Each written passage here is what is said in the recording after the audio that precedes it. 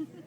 Okay. Can you put the light towards that area? We have here, friends, is the Gracialis. Gracialis on the inside, Sartorius on the outside, on the lateral side, superficially. Sartorius here in the middle, this really big one is called the rectus femoris. It's the main muscle of the quadricep. On top of it, you have the vastus Medialis. medialis, because it's medial. And then on the other side of the rectus femoris, you have the vastus Lateralis. lateralis. You can see that here. Lateralis. So lateralis, rectus femoris, medialis. Now, you also have these adductors, such as the Adductors adductor longus. longus, which is the very top one. Longus is the top one. It goes kind of long, A darker meat. And the adductor Femoris. femoris is the one below it, adductor femoris. This is called the semimembranosus. It's a big membrane. See, it's a big wide membrane. And this is called the semitendinosus.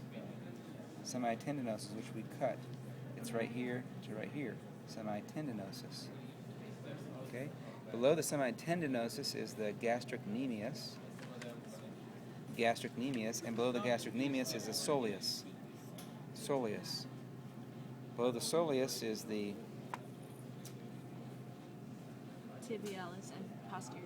tibialis posterior, which is this little piece of muscle that's not really attached to the directly on the bone. That's the tibialis Tibialis posterior. posterior, and then tibialis anterior is this one here, on the anterior of the tibia. Here's the tibia. Okay, this muscle here we're not going to need to know, but this one here is the tibialis Anterior, posterior. posterior and tibialis anterior. Okay. You guys all remember the obliques? See, the external oblique is the most external one. External oblique, internal oblique, and what's this? What's the muscle that's on the inside of that? It's called the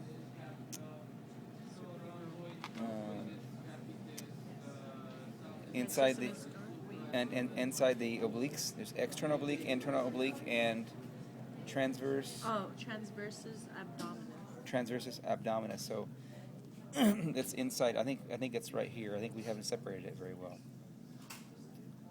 Okay, you can see internal oblique, and then the transverse abdominis would be the most inside piece, which we don't see. This is the latissimus dorsi. Latissimus dorsi, it goes all the way down the back. And inside the latissimus dorsi is the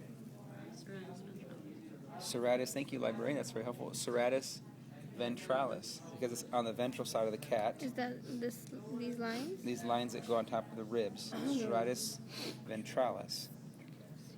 Okay.